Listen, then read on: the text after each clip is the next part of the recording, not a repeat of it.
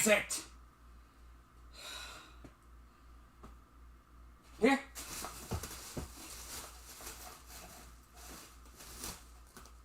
No.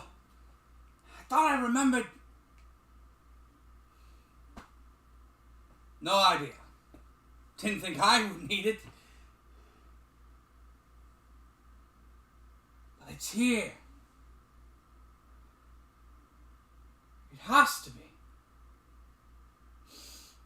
It's here. No, that one's mine. No. No. No!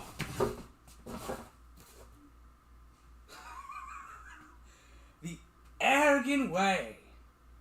Every 12 months we will come together as a community, become stronger together. What horseshit, silly, superstitious trash. And this is why I'm down here?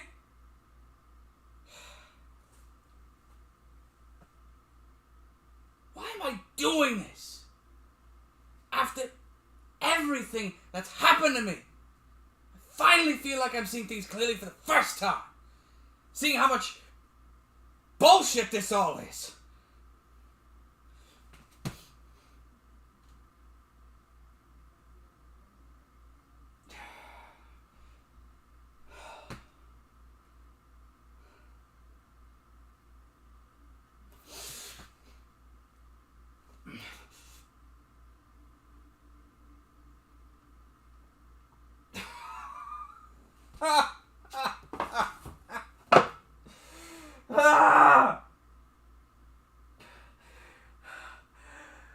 But if they're right, I'd be dooming him. I need to do this. I need to find it, wherever it's been stored away. It never crossed my mind that I would need it myself, but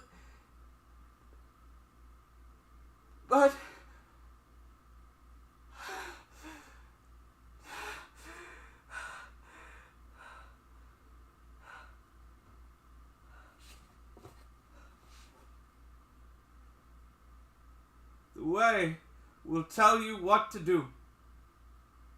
The arrogant way. The importance of our masks.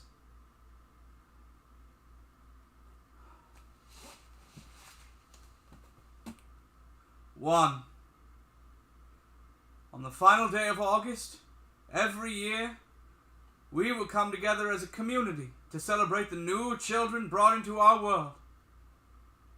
We will become stronger together.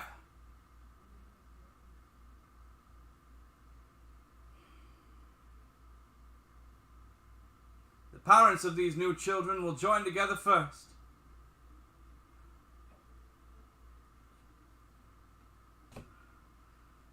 I was a new father, a first-time father. He was born in July. When I held him, he was so warm in my arms. He squirmed a bit, but did not cry. I think he wanted someone else to hold him.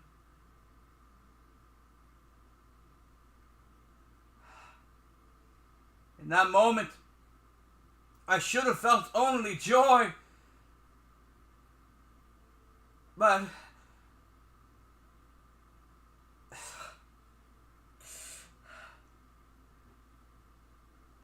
I needed to be strong for my family, for my son.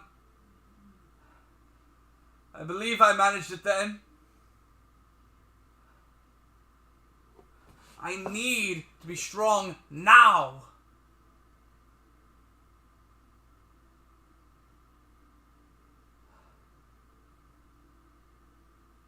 I don't see how I can.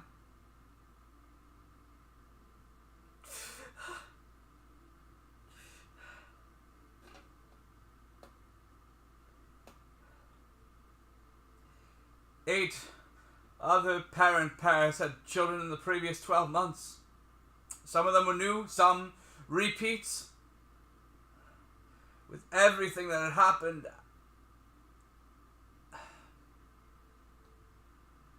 like any new parent, I felt overwhelmed. I asked for any advice from the repeat parents. They were nice enough. Gave me advice that I had already heard countless times over. Even with my whole situation having changed, the advice did not feel any different than before. These repeat parents, like everyone else in the village, I suppose, knew my situation, what had happened. They didn't seem all too helpful because of that.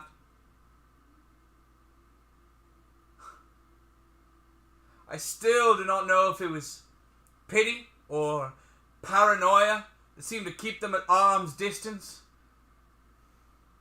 But something did. With nothing helpful from the repeat parents, I moved on. Spoke with 2 of the new fathers. But they seemed to be in a similar boat to myself.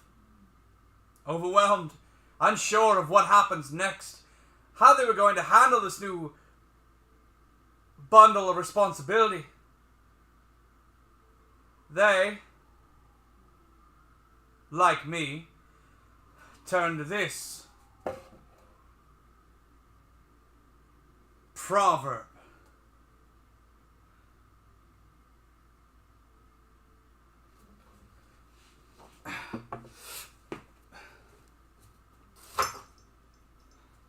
Two, the pilgrimage.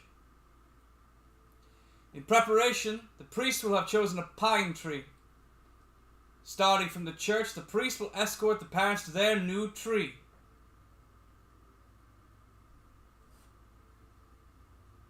That walk through the woods. I walked with him through those woods.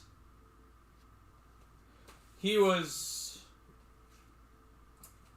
6 years old.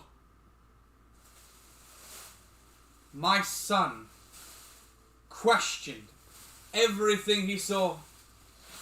Wanted to know what everything was. What it did. What it was used for. What it ate. I felt such joy being able to teach him everything I could about the world.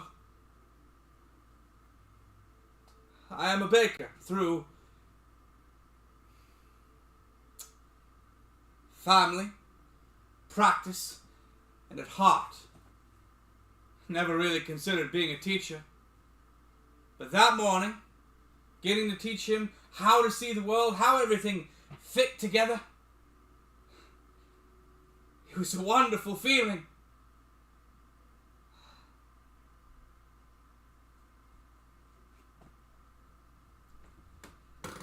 Maybe I could have been a teacher.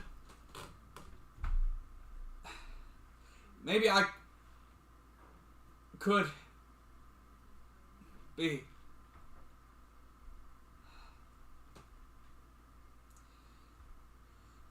He did ask questions I wasn't prepared to answer. Mostly due to his age. But even skirting around those topics filled me with such joy. Knowing I'd get to have those discussions with him someday. Continue to shape his world.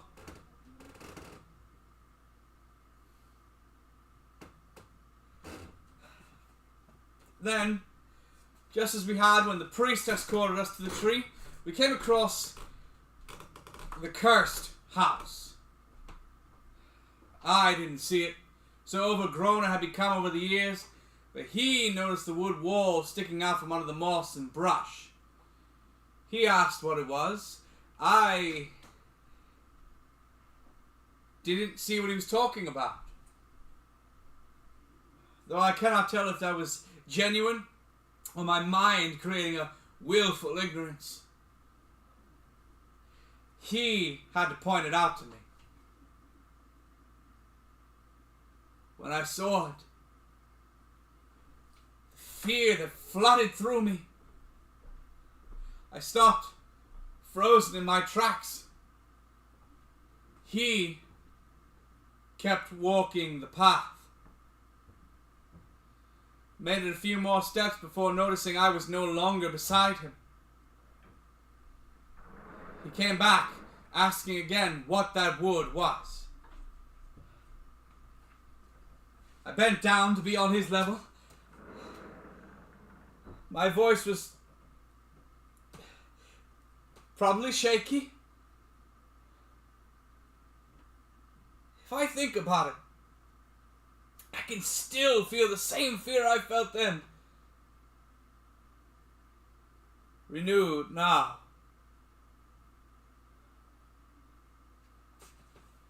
I told him there are very few places that are off limits in the village, even for someone as young as him.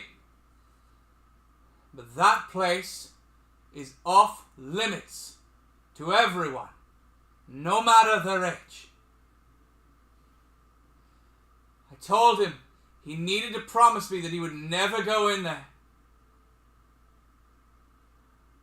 He hesitated, placed his arms behind him, kicked his feet a bit. An act I knew meant he was nervous. I pressed again that he needed to promise me. He took a few moments longer, did not look me in the eye, but did say that he promised.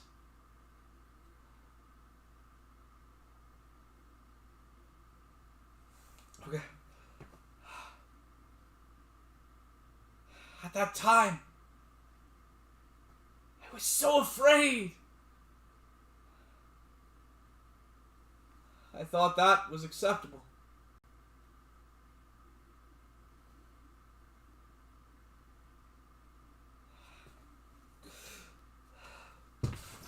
Three, the new parents must touch the tree's trunk. Thank the Mother Nature for its blessing. For the Mother Nature cannot fully understand our speech, but can understand our tone, our vibrations. Apologize for what you are about to do. The new parents, one by one, will swing with the axe into the tree to cut it down. Then, the whole community will follow, one by one. Through this action, we will be brought closer together as a community.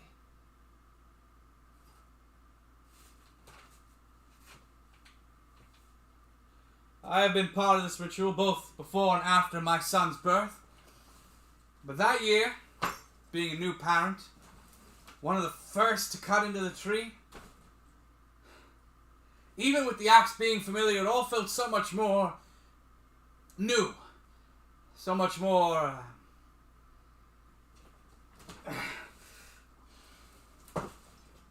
powerful. A strength I needed during that time. After my turn, my one strike, I, like so many others, stepped back, turned my head to the sky, watched the tree as it shook from each cut into it. As the base became smaller and smaller, weaker and weaker, the tree's movement changed. It didn't just shake. It wobbled.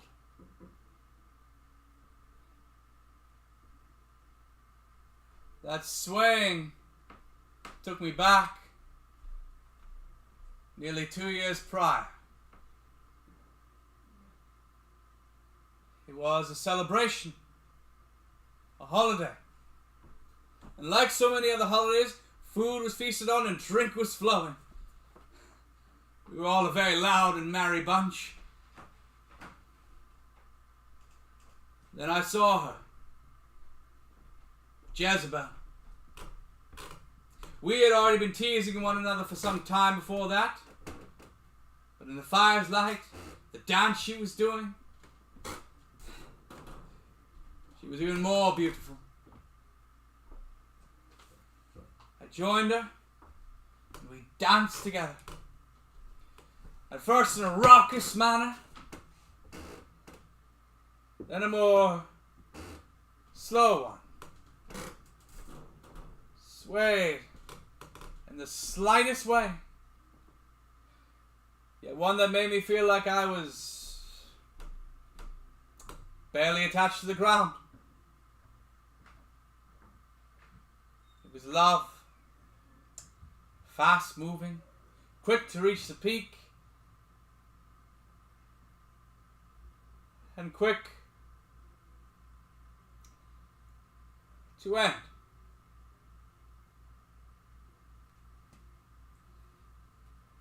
In less than a year, our love bore a child, my son, though I didn't know what he would be then. But I certainly wished.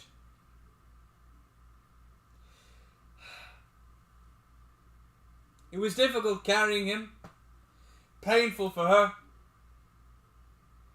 The priests were able to help her through it all. But then my son was born, and she was...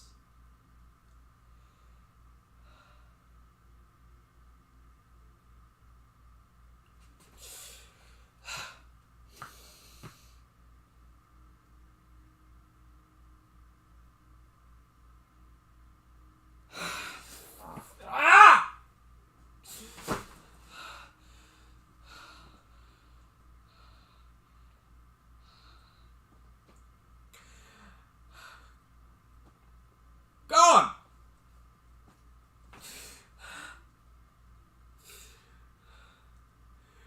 She was gone.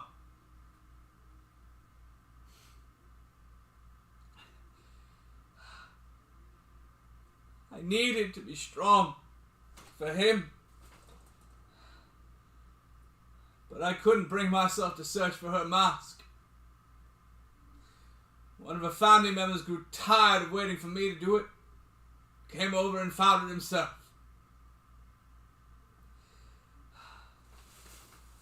I attended her body's exhibition and burial, but did not speak. Couldn't. Her family did all that as well. I wished my own could be like that, for his sake.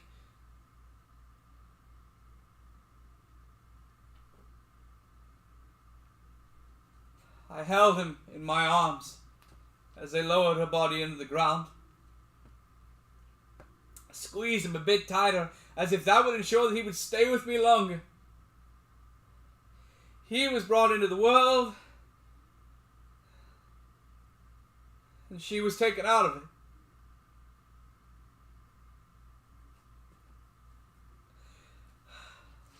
I was grateful for him, for his life, for his health. I would never consider trading his life for hers. But why couldn't I have both? I wanted both. My life would have been perfect if I had just gotten what I wanted. Why couldn't you have given me what I wanted? All the other parents had it all. Why couldn't I? I could have had everything!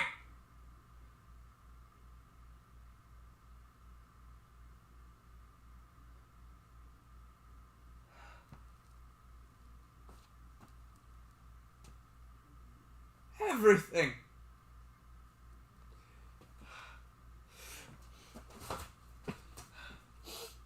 Four, sharing the wood. The priests will use extreme care and precision to evenly divvy up the wood from the tree, so that everyone's mask is equal.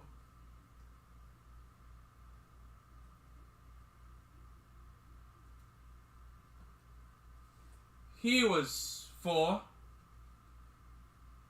He was playing with other kids. They had toys fashioned out of wood and rope, and he wanted all of them. When the other kids and parents wouldn't allow him to have everything, he began to wail.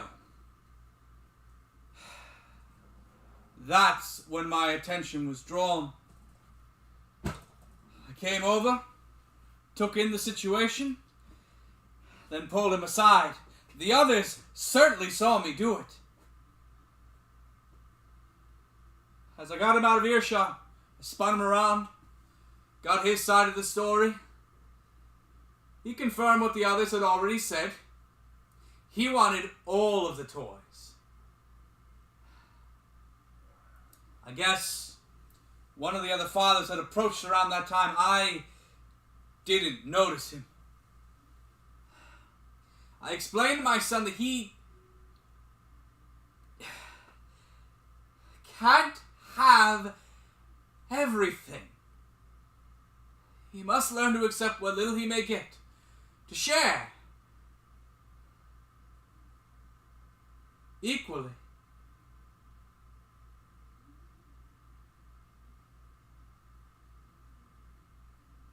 He nodded his head, but I could tell, like so many other lessons I had tried to ingrain in him, that it wasn't taking root. And my words were going in one ear and out the other.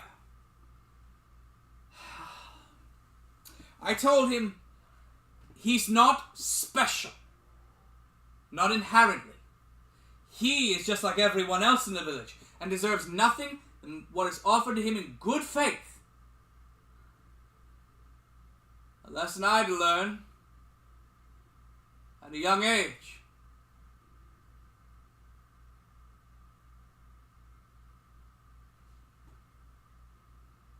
I hope that the more realistic message,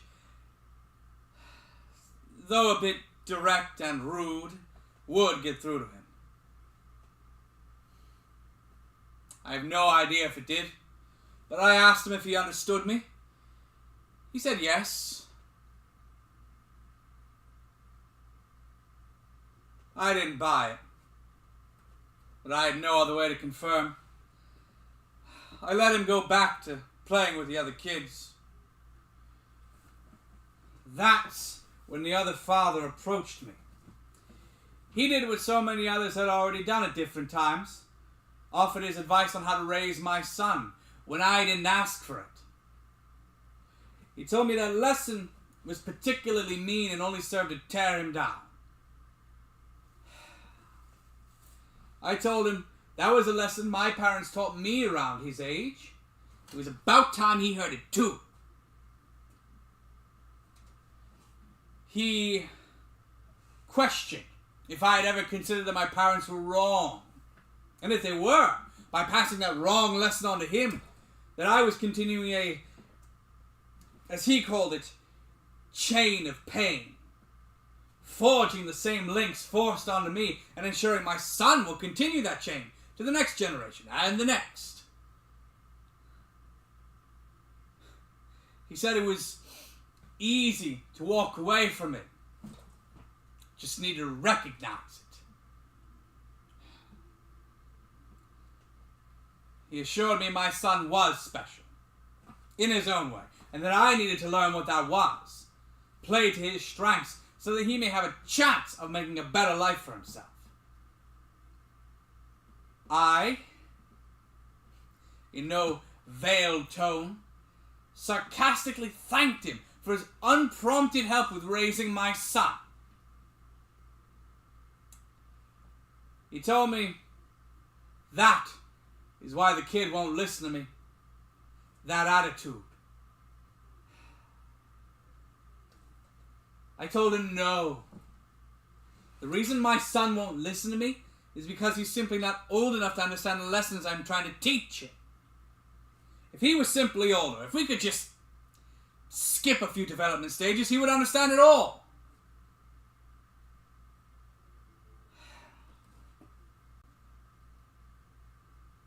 That was a bit harsh, what I had said. I stated I know it's not possible, that these are all necessary steps on the path, but I was admittedly worn down by these early stages. Just wanted to move on to later ones. The other father still did not speak. I turned back to him, expecting to see him amazed by my logic. Instead, he looked stunned, disbelieving. He said something I didn't understand. Still don't. It was nonsense, like most of what he had said before. Maybe it all made sense in his addled brain, but not to me. He said my son was being leeched. My son to that point had always been healthy. We had never needed to use leeches. Assumptions on his end. Or, like I said, an addled brain that one had.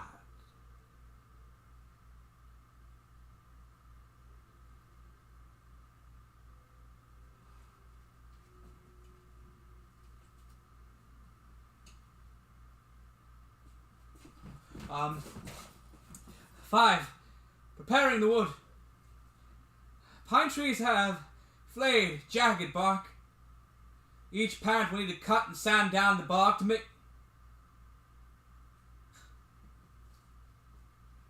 make sure it works best in our community.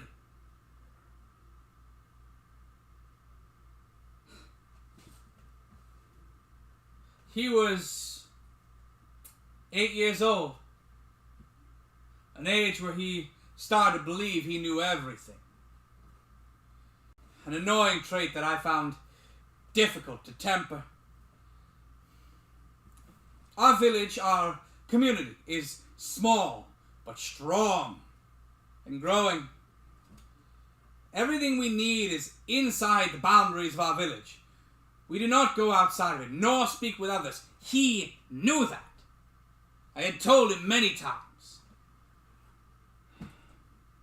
But at that age, he began to act like a brat. Defiant. One evening, he was late. He was supposed to come home before the sun started to set. The golden hour was already upon us, and he still was not home. With little choice, I prepared a lantern and headed out. I had an idea of where he may have been. Somewhere I had caught him before, just outside the northern skirts of the village. Hadn't been able to figure out what was drawing him out there, but by even towing out of the village boundaries, he was disobeying me. As I approached the edge, I found him heading back towards home. In an effort to learn more, I made a quick decision to not give him the earful that I'd given him before, and that he so deserved now, to perhaps carefully pry into what he has been doing out here. I joined him, and he clearly expected me to be angry. He clammed up as I put on my best voice to try to hide my anger. I asked him, what's got him so interested in this part of the village? Putting in a lot of effort to feign interest. He didn't take the bait immediately. Okay, so next tactic. I stopped and looked around. He stopped as well. I asked who that person was, back where he had just come from. I didn't see anyone, but I suspected. He stood up stiff. Kept looking around, trying to see what I had just lied about. Someone else from our village, leaving the boundaries? I asked him. Still no answer. Must be your friend Denis. I'll have to make sure to talk to his parents about him leaving the village. That's when he got defensive. Started shouting that it wasn't Denis, it wasn't anyone from our village. An outsider, then. That's when I let loose, began shouting at him for leaving the village again when I had specifically told him to not. Between my lecture, he managed a few words, mentions of always being careful, an accusation that just because I was afraid didn't mean that he was. But in the end, I dragged him back home, and he was sent to his room for the evening with no supper. If he was to be a proper citizen of our village, he would need to be shaped. A difficult thing to do when he believed he knew more than me.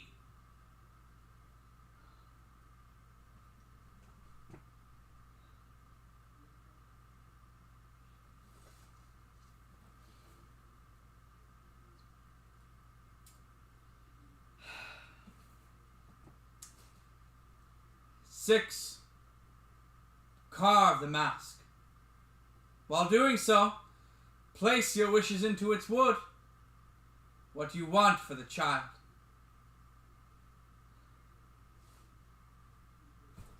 I suppose I wanted what most of the other parents did. He was newborn and healthy. His potential was unlimited. I wished for him to continue to be healthy, to grow strong, to be smart, to do good, to remain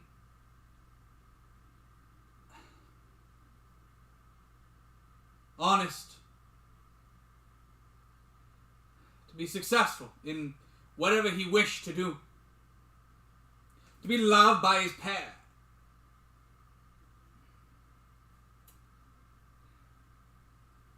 Father, to be liked by his friends, to not be held back by those who express outdated ideas, to change with the times, to not feel alone when surrounded by other family members, to not be cast out, to be forgiving when needed.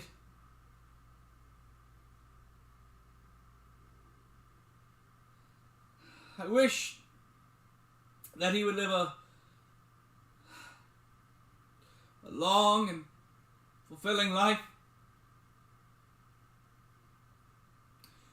I wish that his mother was still there to hold him. I wish we could have grown strong together. Nah.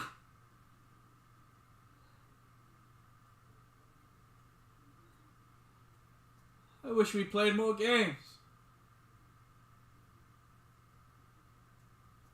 I wish I saw him smile more. I wish I could hear his laugh. One more time.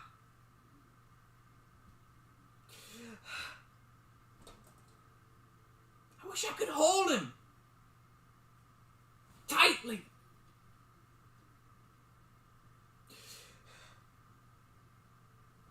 I want it back! Please. Give him back to me.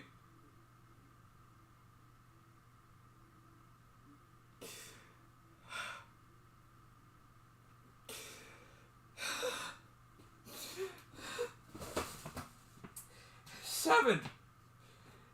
cherish and treasure the mask. Pass it down to them when they are of age. Or use it if they do not. I can't even find it. I failed in this. I know what mine is. I've always known where it was. Not because of my parents' belief in our ways. It was always for me. I always figured it would be mine that we needed first. Is that such an unreasonable thought? That I should pass on before my child? That would be him putting my mask up as they lowered my body into the ground, rather than the other way around? Why do I even...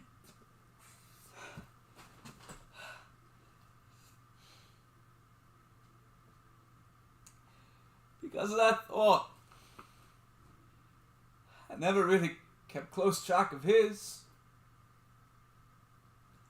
I always figured I would put in the proper search when he was of age. And I would pass it to him. He definitely knew of our ways. I had told him of what would happen in the years to come. That he would need to carve masks for any children that he would have. And I certainly believed he would get the opportunity to have more than one child. I just wanted him to have more than I ever did. A better connection with his family. A better childhood than I got. Live a life more in line with what I wished I had got.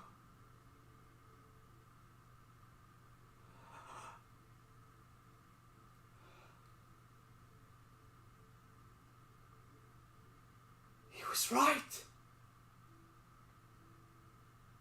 My son was being leached. Damn!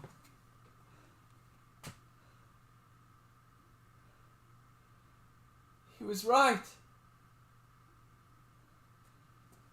He wasn't getting the life he deserved. I was giving him the one that I wanted for myself. The one I had lost out on.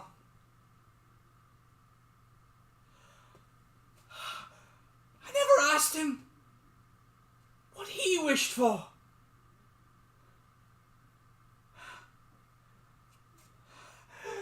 I'm so sorry.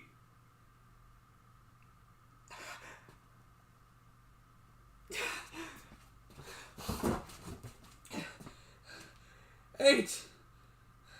7 days after the pine tree's removal, with the finished masks in hand, the new parents will join together again. The priest will give each of them a seed pulled from the tree's cones.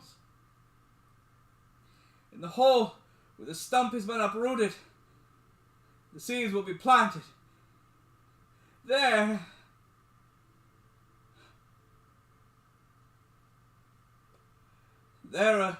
a new tree will grow. As a new generation comes of age in our community.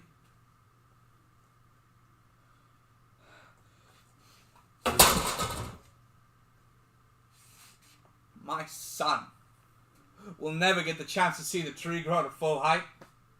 Won't come of age himself. Won't have children of his own. Won't repeat our traditions.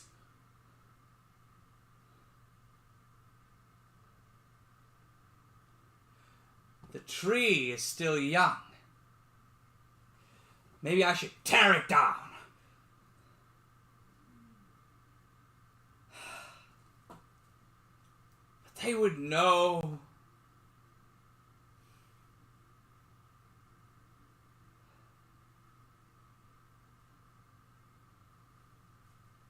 He was laid up in bed. Had been severely ill for almost a month. The priests did what they could. All that they could. Nothing seemed to lead him on the path of recovery. I couldn't believe it. I was watching her death all over again.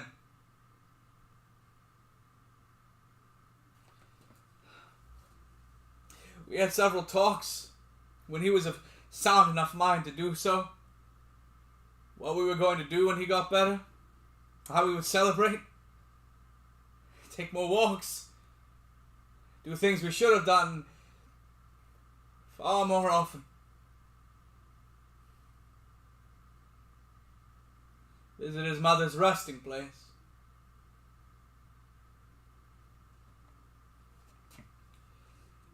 The priests said that I needed to keep his spirit elevated, keep pumping him up with hopeful ideas. There was no root or plant that could work on what ailed him, so he would need strength of his own to pull him up. Despite knowing there had never been a case I was able to overcome this disease. It was never said, but we all knew it.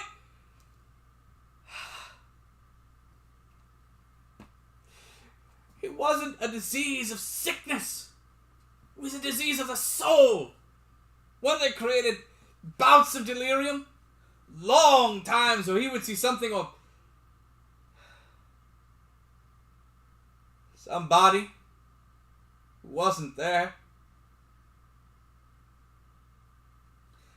Take part in conversations that weren't actually happening.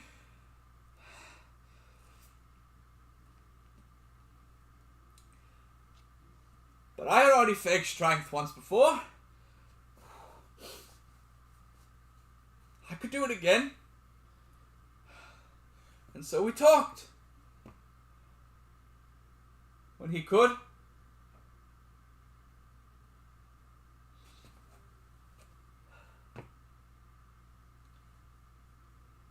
The last night, he was all together again. He apologized for not listening to me. It was a piece of me that was happy to hear him say that I was right. And I hate that the thought was there.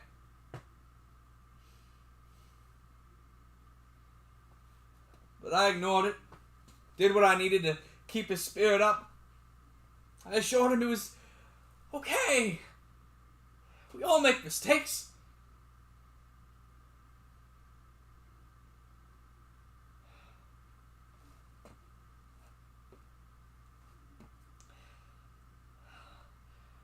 I told him of how I had made a mistake with my parents.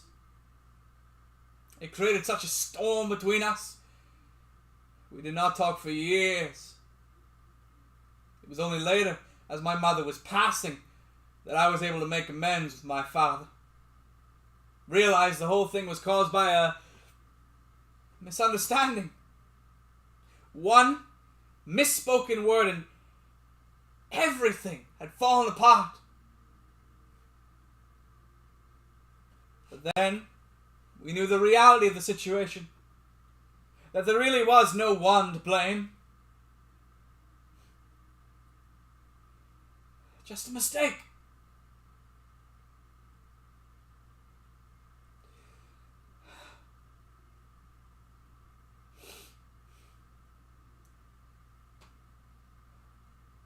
When I finished the lesson, the story, I noticed how wide his eyes were.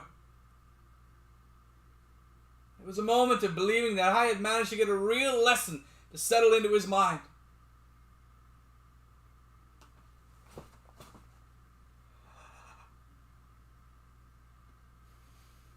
But his eyes did not move. His chest no longer rose. Frozen. I couldn't move. This couldn't be happening. This couldn't have happened. I called for the priest in the house, me still sitting in the chair by his bed. I couldn't bring myself to touch him. Logically, I want to say it was because I didn't want to interfere with whatever procedure they may have tried next. But I was not thinking at all in that moment. There was no logic, only terror. An insane hope that if I didn't move, this somehow would not be real.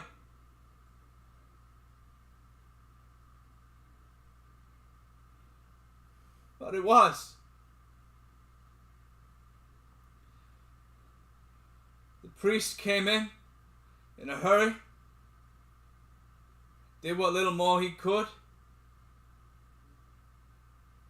then announced his death. My son was 9 years old.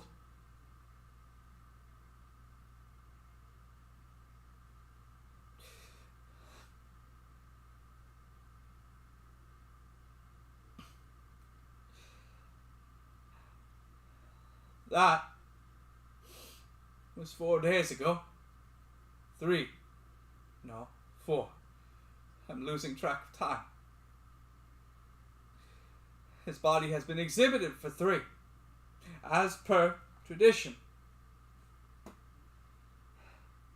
Today, they are to lower his body into the ground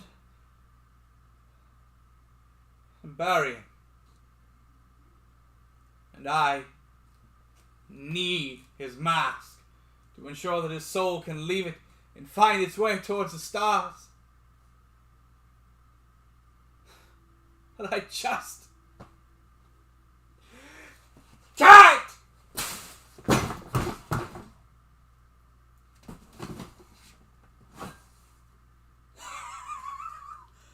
Finally!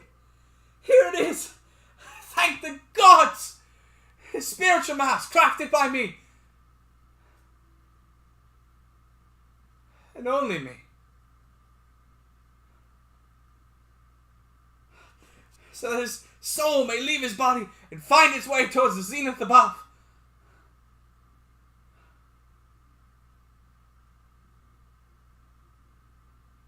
But will it work? What ailed him?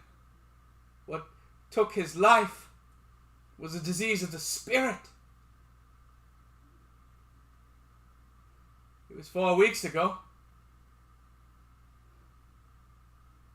Only 4 weeks? The sun was setting. He still had not returned home.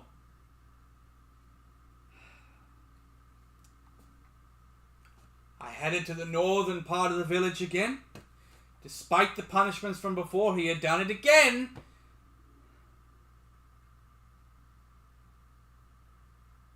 But he was not there.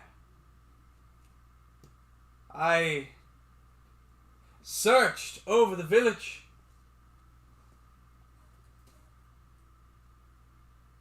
In the final moments of light, I found him. He was sitting in the field, not far from the cursed house, looking towards it. I saw the wood wall sticking out from under the moss and ferns. The fear chilled me again. I called to him, ran to him. He turned his gaze to me, but did not get up. He felt dizzy, he said. I tried to ask, but I couldn't get the question out of my throat. I looked to the cursed house, and his energy seemed to revitalize. He jumped in, telling me, no, he did not go in there. He was just not feeling great. That was all. He tried to stand, but couldn't keep his balance. I picked him up and took him home. He was so warm in my arms. The next morning he seemed fine. Went about as usual. But over the next few days, getting out of bed seemed to get harder and harder. It all seemed to work in cycles. For 20 minutes he would feel dizzy, shaky, ill. Then, when those 20 were up, he would come back, be totally fine, as if nothing had happened. I guess it made it all too easy to ignore what was happening, to believe that he was fine overall, to hope.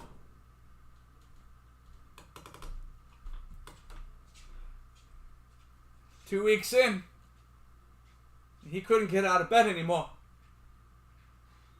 And that was during the good cycles. I had to get the priests. I suppose by then I knew it, but after they examined him, spoke with him, he finally admitted, slowly, that he had gone into the cursed house. The damn thing that would kill him.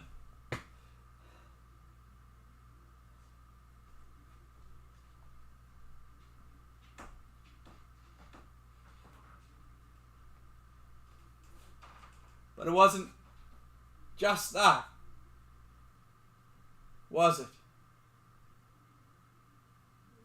It was my desperate attempts to shelter him, to make him into a good community member,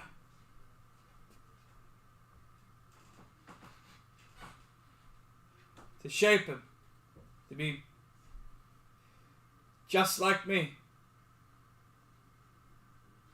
Wasn't it? His life was being stolen long before the disease ever could.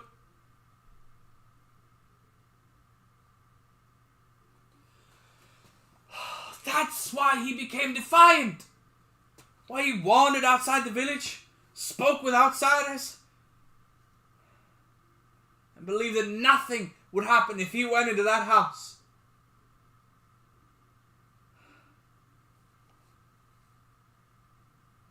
We all are to blame, aren't we?